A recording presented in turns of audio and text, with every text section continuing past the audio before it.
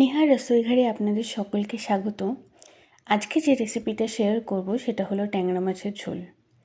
সবার প্রথমে আমি এখানে সর্ষের তেল দিয়ে ট্যাংরা মাছটা ভালো মতো ভেজে নিচ্ছি। আপনারা চাইলে সাদা তেলও ব্যবহার করতে পারেন। আমাদের বাড়িতে বেশিরভাগ রান্নাই সর্ষের তেলে হয়। তারপর সেম পাত্রে সর্ষের তেল দিয়ে কালো জিরে আর কাঁচা লঙ্কা ফোড়ন দিয়ে দিচ্ছি। প্রথমে পেঁয়াজ বাটা দেব। পেঁয়াজ বাটাটা ভালো মতো নাড়িয়ে চাড়িয়ে রান্না করে যখন ব্রাউন হয়ে আসবে, পেঁয়াজের কাঁচা গন্ধটা কেটে যাবে, তখন আমি এখানে দিয়ে দিচ্ছি 2টো টমেটো বাটা। এই পেঁয়াজ বাটা আর টমেটো বাটার পরে আমি এখানে লবণটা দিয়ে দিয়েছি। লবণটা পরিমাণ মতো এই সময় দিয়ে দেবেন, তাহলে পেঁয়াজ আর টমেটোটা খুব ভালো মতো রান্না হয়ে যাবে, একটু তাড়াতাড়ি রান্না হবে।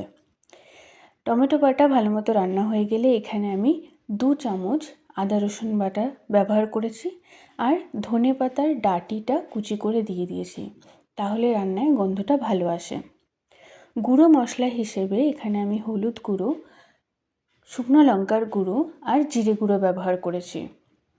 সমস্ত কিছু ভালো মতো মিশিয়ে নিয়ে ভালো মতো রান্না করে যখন আপনি দেখবেন যে আপনার মশলা পুরো রেডি হয়ে গেছে, সাইড দিয়ে তেল বেরিয়ে এসছে, এখানে পরিমাণ মতো আমি জল দিয়ে দিচ্ছি। জলটা যেই ফুটে আসবে সেই ভাজা ট্যাংরা মাছগুলো আমি ঝোলের মধ্যে দিয়ে দিলাম। তারপর আবার যখন দেখবেন যে এই জলটাও ফুটে এসছে, তখন ঢাকনাটা দিয়ে 4-5 মিনিট মতো রান্না করে ঢাকনাটা খুলে ধনে পাতা কুচি দিয়ে আমি রান্নাটা এখানে কমপ্লিট করলাম। খুবই সাধারণ রান্না, কিন্তু দারুণ টেস্টি হয়। রান্নাটি ভালো লাগলে চ্যানেলটি কিন্তু সাবস্ক্রাইব করতে ভুলবেন না। দেখা হচ্ছে নেক্সট ভিডিও।